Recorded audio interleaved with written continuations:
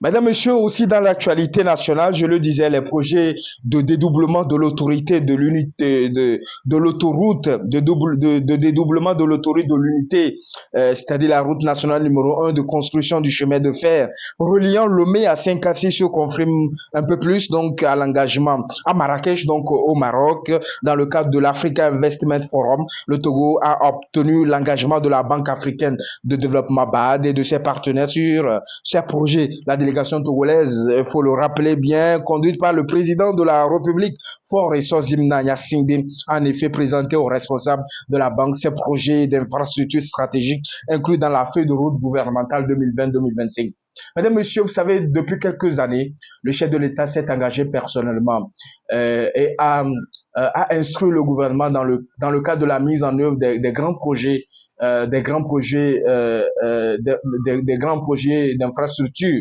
Donc, à faire en sorte que, vous savez, que ce soit le plan national de développement ou que ce soit la feuille de route gouvernementale 2020-2025, l'un des axes, c'est de faire de notre pays un hub logistique, un hub logistique. Et qui parle de hub logistique, parle de beaucoup de choses, parle des infrastructures, donc des infrastructures routières, des infrastructures ferroviaires, des infrastructures aéroportières et des infrastructures portuaires. Et heureusement, avec l'engagement des plus hautes autorités de notre pays, aujourd'hui nous avons un port de référence au niveau de notre sous-région. Le seul port en eau profonde.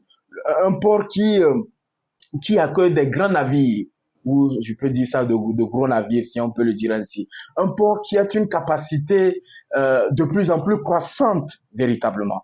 Et c'est à mettre à l'actif donc de la politique infrastructurelle donc du chef de l'État Fonya Singé. Donc aujourd'hui, les plus hautes autorités de notre pays ont une vision pour notre pays, c'est de faire en sorte que la route nationale numéro un, donc on l'a surnommée l'autoroute de l'unité, c'est de faire en sorte que cette route-là devienne une autoroute. Donc, une route à deux voies, bien large et tout ça là. Vous savez que le développement passe par la route. Le développement passe par la route. Mais vous pouvez vous-même vous rendre compte avec les travaux d'infrastructures routières qui ont été réalisés dans notre ville, dans notre capitale Lomé, et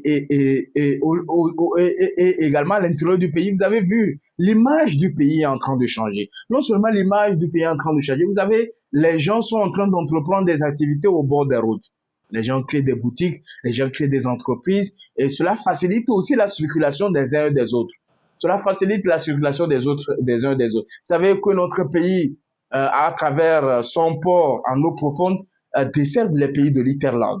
Donc, la route qui va être construite, et cela fait partie donc de la vision du chef de l'État, de la vision du gouvernement, de faire en sorte que notre pays soit ce pays-là qui soit ouvert donc aux pays de l'Interland, donc des pays qui n'ont pas accès à la mer, comme le Burkina, comme le Niger, comme le Mali et tout cela. Donc c'est de faire en sorte que notre port puisse desservir ces pays-là, puisqu'ils ont fait confiance en notre port pour commander des choses, mais il est important que l'État puisse mettre en place des, des moyens efficaces, donc des moyens de transport bien évidemment efficaces. Donc l'État, parmi les projets infrastructurels, donc des projets d'infrastructure routière, nous avons l'autoroute de l'unité, donc qui va concerner toute la nationale numéro un, à peu près combien 654 kilomètres si j'ai bonne mémoire apparemment. Donc, non, bon, la superficie, ça fait 56 600 kilomètres. Mais je pense que le Messingassi, c'est à peu près 650 et quelques kilomètres de distance. Donc, en réalité, il faut faire en sorte que notre pays puisse desservir ces pays-là. Que la route soit beaucoup plus sûre, que les accidents que nous constatons de temps à autre, que la fréquence puisse diminuer. Donc, l'État allait plus loin en pensant mettre en place également la voie ferroviaire. Donc, la voie ferrée qui va aussi quitter de Lomé jusqu'à Saint-Cassé. Tout ça là pour que notre pays puisse être un pays attractif. Donc, que les investisseurs fassent confiance à notre port, que les investisseurs fassent confiance à notre aéroport, que les investisseurs fassent confiance à notre pays en termes d'affaires parce que nous avons mis en place des infrastructures qui facilitent donc le transport des marchandises, par exemple. Et c'est à saluer. Vous savez, quand vous avez dans un pays des dirigeants, des autorités qui ont une vision pour le pays et qui ne ménagent aucun effort lorsqu'il s'agit d'aller défendre ces projets-là, comme ce qui a été fait par le chef de l'État avec toute sa délégation au niveau de Marrakech, à ce forum-là où la base de ses partenaires étaient présents. Donc, c'est de faire en sorte que nous puissions vendre ces projets-là. Nous puissions vendre, parce que là, nous sommes en train de chercher des financements. Et les différents déplacements du chef de l'État rentrent dans ce cadre-là. Chercher les financements pour que ces projets-là, qui sont des projets phares, donc de la feuille de route gouvernementale, notamment au niveau de l'axe 3, faire de notre pays un hub logistique, c'est de faire en sorte que ce axe-là se réalise véritablement, que nous soyons véritablement à l'horizon 2025, un hub logistique. Un hub logistique, que les différents chantiers qui vont être lancés en termes de réalisation donc de cette autoroute de l'unité, mais également en termes de réalisation de la route ferroviaire, que ces infrastructures renforcent donc notre position de hub logistique au niveau de notre sous-région, au niveau de la communauté économique des États de l'Afrique de l'Ouest CEDEAO. Voilà. Je pense que ce sont des initiatives qui doivent être encouragées, félicitées. Ce sont des initiatives qui doivent être accompagnées également. Il faut que chacun de son côté, en ce qui le concerne, puisse être engagé à accompagner les plus hautes autorités de notre pays dans ce sens-là. Parce que vous savez, le pays se construit en étant uni. Le pays se construit en étant uni. Le pays se construit avec l'engagement et la participation de toutes les couches, de toutes les couches de la population. Vous ne pouvez pas vouloir le développement et derrière vous allez dénigrer votre pays. Vous ne pouvez pas vouloir le développement et ne pas encourager ce qui se fait déjà. Vous savez, tous les pays ont des problèmes. Il faut qu'on soit clair avec tout le monde. Il faut qu'on dise la vérité aux gens. Vous ne verrez aucun pays dans le monde qui n'a aucun problème. Certains pays que vous prenez aujourd'hui comme des références sont des pays très endettés d'ailleurs, qui croupissent donc sur des dettes, notamment les États-Unis, la France et tout ce que vous avez. Aujourd'hui, nous sommes en train de nous développer véritablement. Nous étions en retard en termes de réalisation d'infrastructures, sauf que depuis un certain moment, le chef de l'État, dans sa politique donc de faire de notre pays un hub logistique, est en train donc de multiplier les projets, de multiplier les programmes, de multiplier des initiatives pour que nous puissions rattraper ce retard en termes d'infrastructures routières, en termes d'infrastructures ferroviaires, en termes d'infrastructures aéroportières et portières. Et les résultats sont là. Vous savez, notre aéroport aujourd'hui est une référence dans la sous-région. Notre port, n'en parlons plus, le seul port en eau profonde au niveau de notre sous-région. Mais aujourd'hui, il faudrait que cela soit accompagné si nous voulons dynamiser notre économie, et nous sommes lancés dans l'industrialisation de notre économie. Avec l'installation, par exemple, de quoi? Avec l'installation et avec la création de la plateforme industrielle d'Adéticopé et avec l'installation des différentes industries. Donc, nous transformons les matières premières. Nous commençons à transformer les matières premières. Et l'ambition des plus hautes autorités de notre pays, c'est de faire en sorte que toutes les matières premières que nous avons dans notre pays soient transformées sur place. Mais quand vous transformez vos ressources naturelles sur place, vous créez de la richesse. Quand vous créez de la richesse, c'est l'économie qui a une valeur ajoutée. Et quand l'économie a une valeur ajoutée, vous créez de l'emploi pour votre jeunesse. Vous créez de l'emploi pour votre jeunesse. Aujourd'hui, nous sommes en train de créer des écoles thématiques pour que la jeunesse se forme véritablement, pour que la jeunesse ait des compétences. Parce que cette jeunesse-là qui va acquérir ces connaissances va pouvoir accompagner les ambitions du pays sur le plan industriel, sur le plan de réalisation des infrastructures. Parce que nous en avons besoin en termes de transfert de compétences, de technologie. Il faudrait que les compétences que nous n'avons pas de vous, que nous puissions former nos compatriotes dans ces domaines-là. Pour que nous n'ayons pas à aller chercher un ingénieur dans un domaine qui va nous coûter cher, alors que nous pouvons avoir ce même ingénieur avec le même profit dans notre pays, mais à un prix qui correspond donc aux réalités de notre pays. Je ne sais pas si vous comprenez un peu. C'est de cela qu'il s'agit. Quand les gens vont dire, mais on va manger la route, mais quand on réalise les routes, vous êtes les premiers à aller créer des boutiques. Vous êtes les premiers à aller créer des boutiques. Donc, le développement passe aussi par la route. Les autorités sont conscientes que un pays ne se développe pas seulement par la route. C'est pour ça les autorités mettent un accent particulier sur le volet social. Et ce ne sont pas des mesures qui en manquent sur le volet social. Dans le domaine de la santé, dans le domaine de l'éducation, dans le domaine de la protection civile, dans le domaine de l'accès à l'eau potable, dans le domaine de l'accès à l'énergie. C'est vrai qu'il y a des problèmes, mais des efforts sont en train d'être faits pour résoudre ces problèmes-là.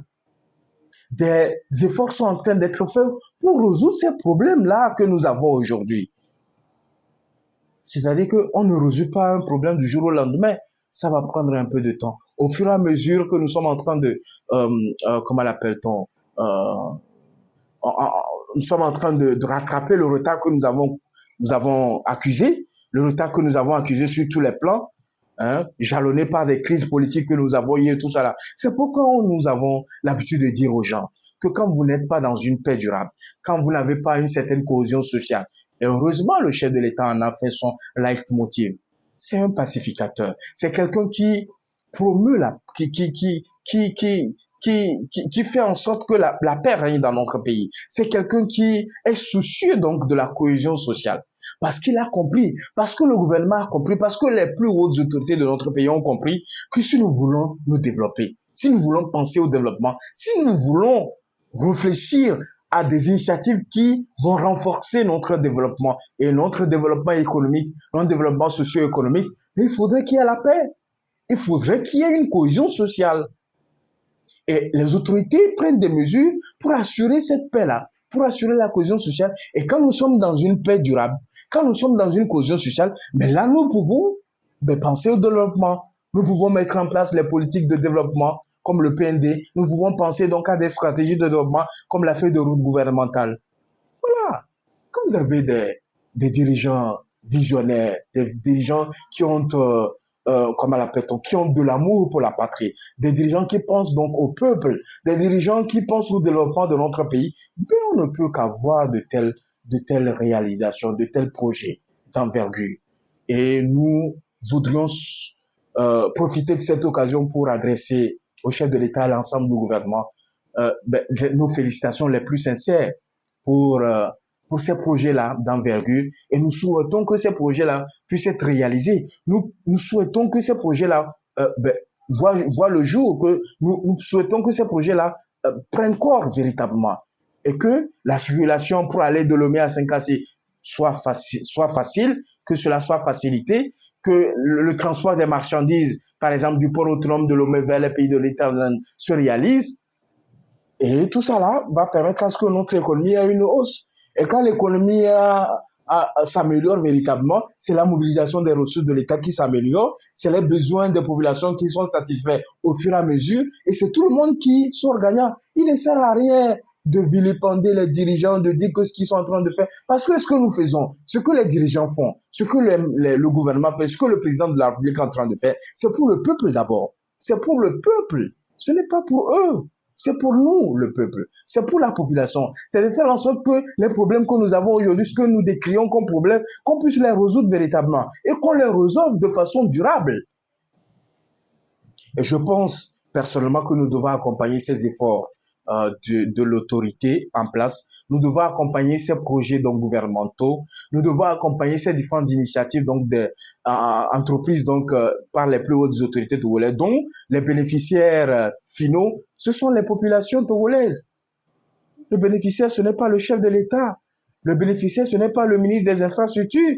Le bénéficiaire, ce n'est pas le ministre de l'économie et des finances. Le bénéficiaire, c'est l'ensemble des populations. C'est nous qui allons jouir véritablement donc de ces réalisations-là, de ces projets qui vont être réalisés dans notre pays. Et nous devons accompagner nous devons accompagner donc cette lancée-là. Nous devons accompagner donc cet engagement des plus hautes autorités. Nous devons être là au moment où il le faut pour que ces projets-là soient réalisés dans de bonnes conditions. Participer véritablement, parce qu'on dit toujours, une population qui participe activement, c'est une population qui comprend un peu comment les choses se passent et qui voit un peu les réalités dans lesquelles les choses se réalisent, et une population qui peut véritablement se dire qu'à un moment donné, nous avons participé à la réalisation de telles choses et telles choses.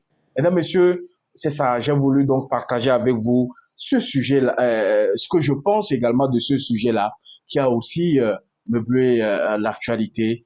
C'est vrai que cela est passé inaperçu, mais en réalité, je pense qu'il est important qu'on revienne sur ce genre de projet qui renforce donc le développement de notre pays.